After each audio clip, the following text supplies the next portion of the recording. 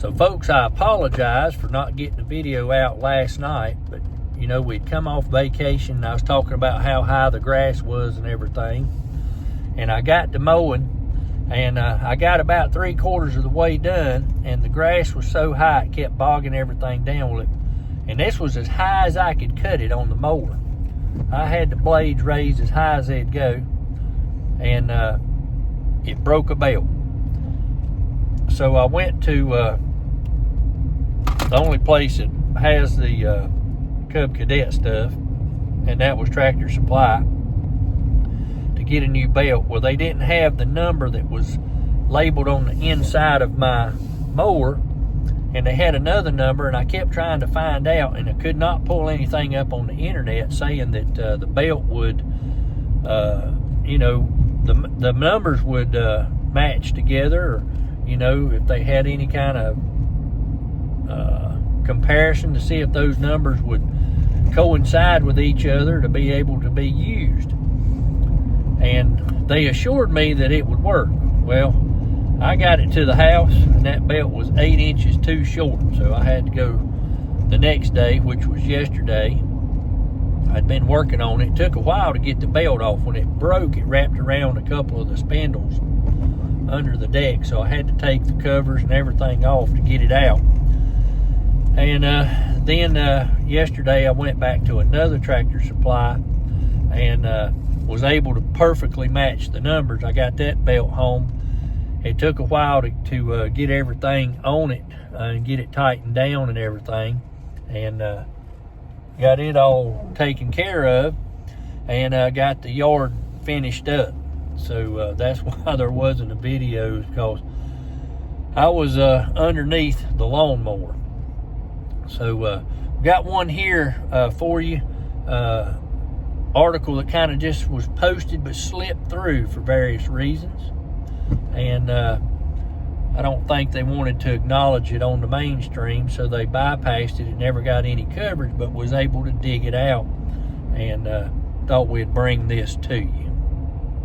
Well, folks, a lot of our content's being shadow banned and not pushed for views, and the only way that's going to change is if you folks hit the thumbs up button and leave a comment under the actual video, not just on the live chat, but on the actual video, to keep the content continue to come out so that people can see it. Because the way they're setting up the new algorithms, they're trying to cut out viewpoints like ours and things we talk about, and they're trying to push other ideology.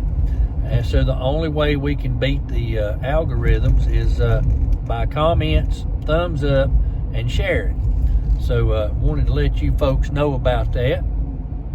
And I'm getting information from several different people that has channels that's telling us the very same thing.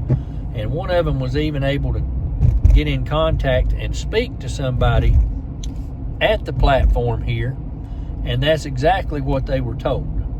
And they told them they might want to start looking at trying to change their type of content, and because theirs was too much leaning on the right, too much talking about the religious things and things like that, and so they was getting pushed to the side. So thought maybe you'd want to know that information as well. And we're pushing ourselves anyways, because Western North Carolina and these floods are basically not existent on the mainstream. So we're going to continue to push ahead with our part of it and try to continue to help people, help them rebuild in their homes with the Helping Hands program, and continued efforts to support food and water up into the mountains, as well as propane and things like that. This is not going to be a short-term fix, folks. We said in the beginning this will not be a quick fix. This is going to be a marathon. So we're thinking that this could possibly take as long as 10 years to get this fixed and back. So we're going to do a video here in the next day or two on another natural disaster and let you know how that one's faring, and you'll be surprised. So folks, here's the video. Thanks for joining us today, and don't forget, hit that thumbs up, leave us a comment, and share the video. Welcome to Deep River Farm, folks. I appreciate you joining me here this morning. We looking at talking about something that we were all called idiots and conspiracy theorists and troublemakers, and it was flat out denied left and right in the media constantly. And there's been an article published, and the funny thing of it is, it wasn't never, I'd say, put out on the mainstream or anything, but I'm surprised that it wasn't. And the question was asked, did geoengineering cause the floods in Texas and North Carolina? Now, here's what they said. Scientists. Now, we know everything about the science, right? We knew that the science was lied to us in 2020 for the Charlie, Oscar, Victor, Indigo, Delta. Remember that?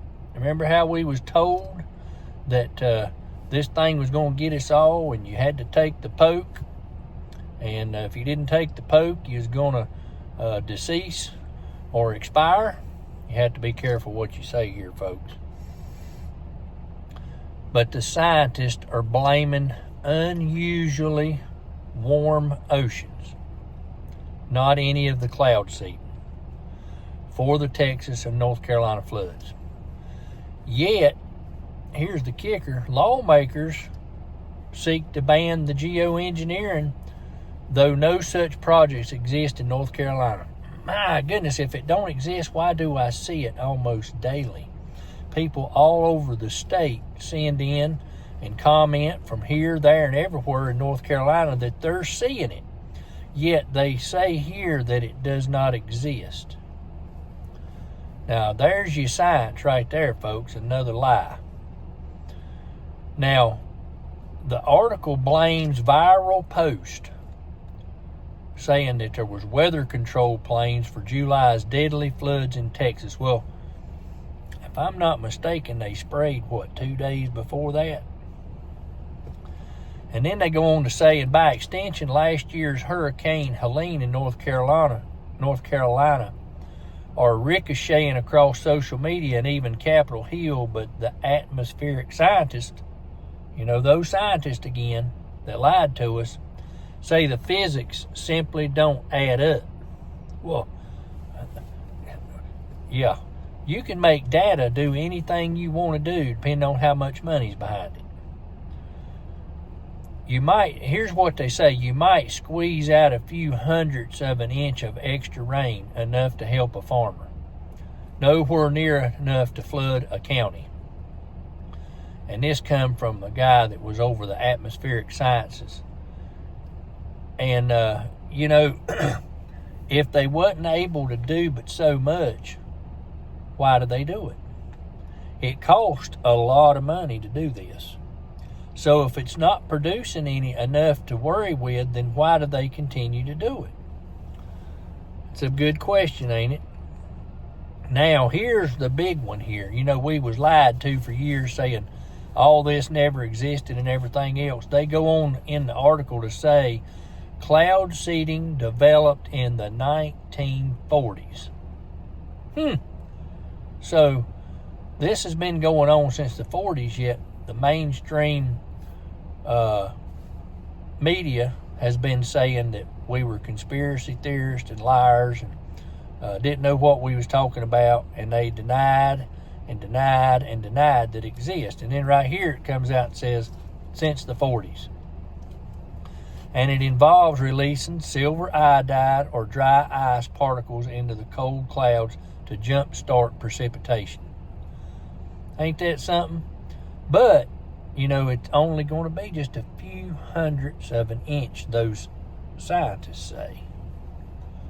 The same scientists that told us Charlie Oscar Victor Indigo Delta was going to wipe us all off the face of the earth if we didn't take the poke. So, yeah, I believe that too.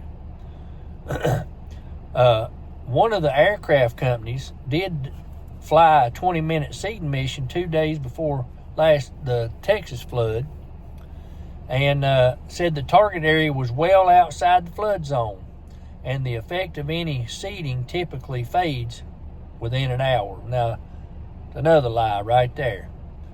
They spray these little particles up in the air, and it's carried, depending on what altitude, it's carried and carried and carried. If you don't believe it, why do we sometimes, when they have a dust storm off of the Sahara, why does the dust particles go all the way into the Caribbean and sometimes make it to the United States? So you see, folks, the science is not what it's made out to be. It's only what they want you to believe. So that right there, saying that it dissipates within an hour, that's not true either. That's not true, because they've talked about putting this stuff on composite materials and everything else to keep it up in the air longer, to give this more intensity. So that's another whole ball game right there. They say like the sub-centimeter amounts of participation, be it snow or rain, from every event, which is very consequential for farmers and ecosystems, but cannot come close to flood. Well, Operation Popeye comes to mind. Vietnam. It rained and rained and rained and rained. If you know anybody that was there, ask them about it, how much it rained. And rained and rained, and it was designed to flood the tunnels to drive the Viet Cong out of the tunnels and get them out into the open. So if it's only minute amount, why would they try to flood the tunnels back in Vietnam to drive out the enemy? So you see, folks, they're talking out of both sides of their mouth here. They concede here that you can influence a local shower, but you can't manufacture a stalled tropical plume that dumps a foot of rain. Really. Let's go back and look at Operation Popeye and talk to some of your veterans. Folks, I appreciate you joining me here this morning on Deep River Farm. I hope everybody has a blessed day, and y'all stay tuned for the next video. We're going to finish up what they're talking about here on our next video, and we've got a lot of stuff coming. Thanks for watching.